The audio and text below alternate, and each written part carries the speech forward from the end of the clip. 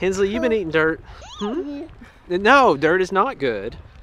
No, it's not. Yucky.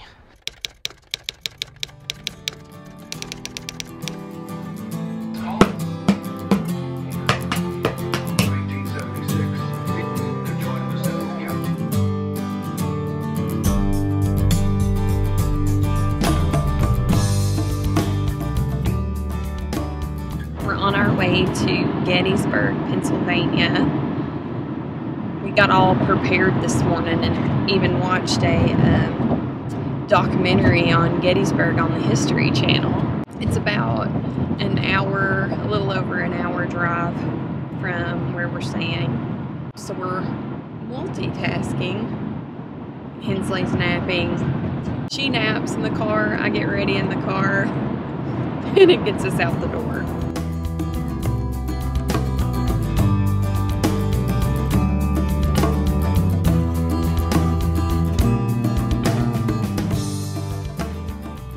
What are we doing, Hensley? You planning this trip? Okay.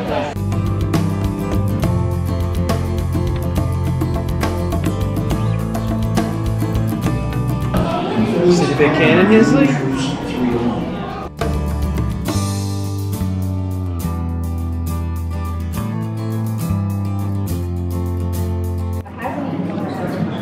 Is that cool?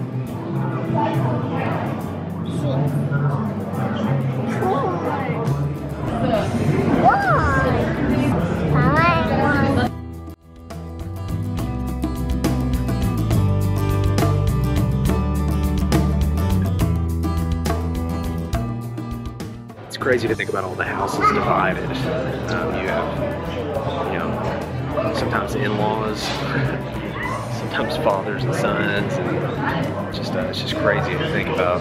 Do you like the drumstick? Yeah.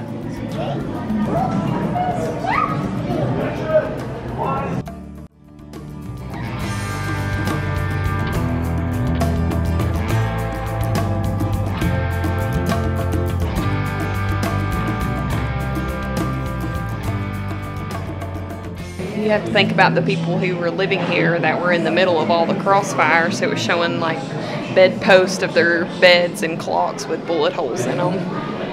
They were having to hide while the war was going on. See the cannon? Yeah, cannon.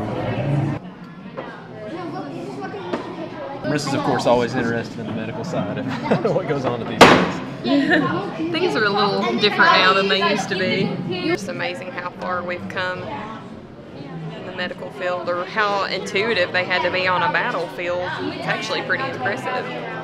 The men that died at the battlefield of Gettysburg over 3 days was 3 times the population of Gettysburg town. So it's pretty a sight for the people of the town to see.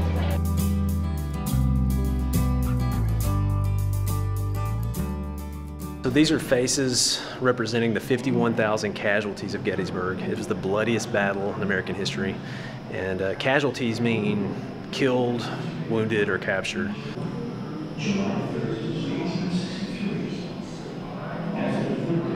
Around 7,000 were killed in the Battle of Gettysburg, but throughout the whole Civil War, there was like 620,000 people killed. If we had a civil war today, based on how big the nation is today, and the same percentage of Americans were lost, instead of 620,000, it would be about 6 million.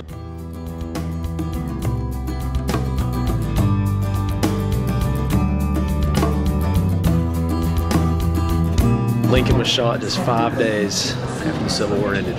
You're doing so good, Hensley. You what? Doggies? Oh, we'll see doggies later.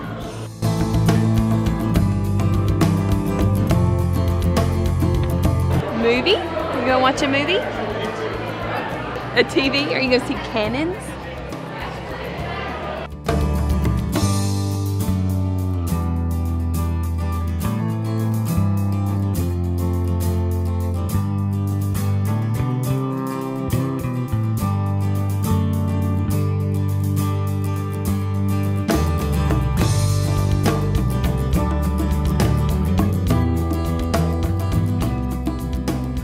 I thought that was super creative. It's the biggest oil painting on display in North America, and they put like a light and sound show with it, so I thought that was really neat. Really cool.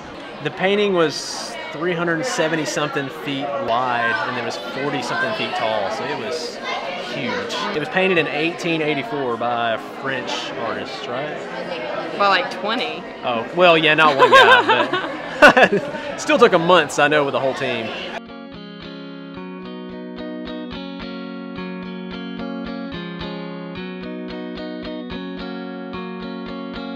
So Marissa just read this is supposed to take us a minimum of 3 hours. We usually eat at 5.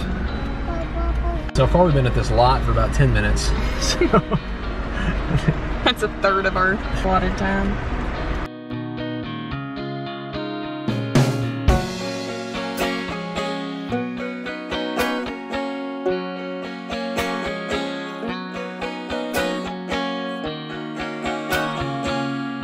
We spent 3 hours in that visitor center.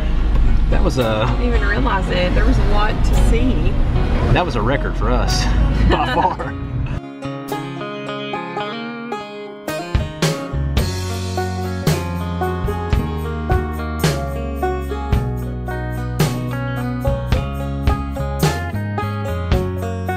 We're heading up there.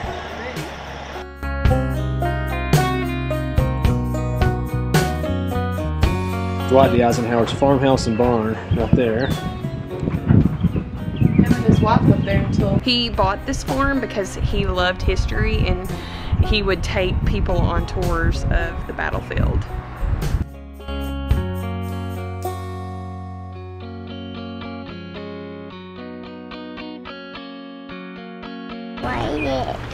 I don't think you're supposed to ride the cannon.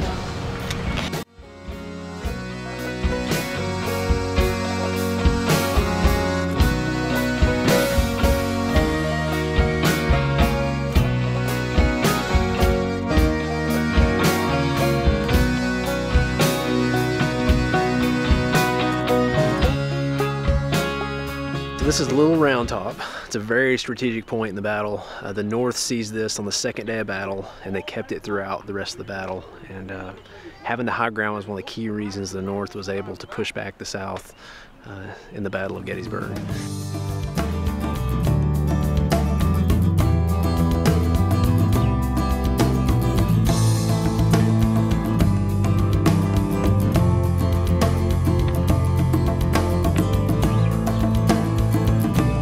Crazy the amount of memorials there are. I mean, I'm gonna guess hundreds of memorials from different states, for different people, for different spots.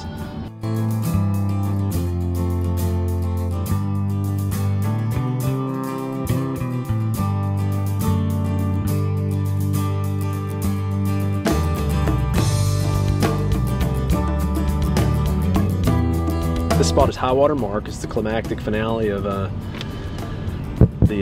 Gettysburg, and this is where the North fired down on the South with Pickett's charge, and ultimately that was the last charge of the battle.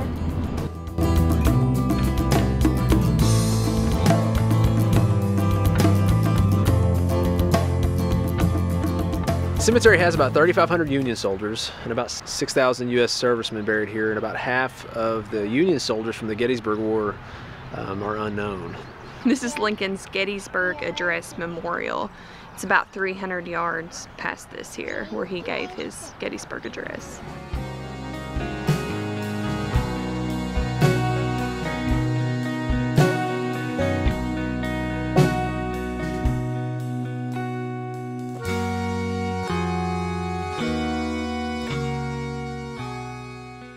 Kentucky puts a memorial here marking the spot where Abraham Lincoln gave the Gettysburg Address. It's having some restoration done.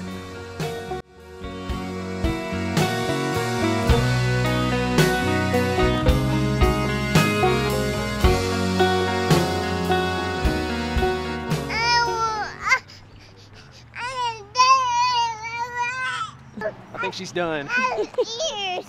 All right, we're going. We're going. We're gonna go get some food. So Hensley's done really good, but we have pushed her She is so hungry. We did the loop. It took us an hour and 45 minutes, and we booked it. I mean, we only got out maybe 4 times. Pretty much cruised past everything else, reading off the descriptions real quick. So 3 hours is definitely accurate to me. Oh my goodness. We're going to eat.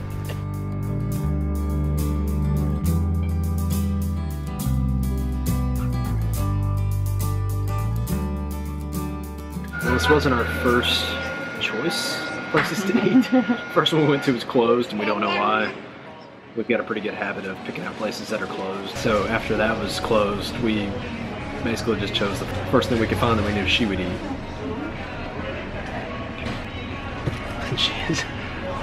She's wolfing it now, man. French fries make you dance?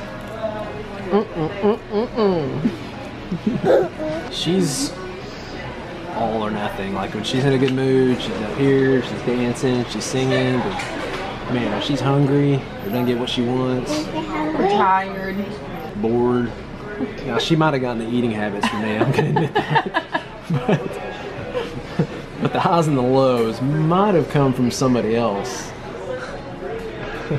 So we went to Gettysburg for almost 5 hours, and I don't feel like we even touched half of it. We enjoy the battlefields. We're not huge like history buffs, and it still was like we wanted more time. If you're just a family wanting to visit, I mean, I still think it might be an all-day deal. If you're a history buff, who knows how many days? Good grief, you could spend a week there probably.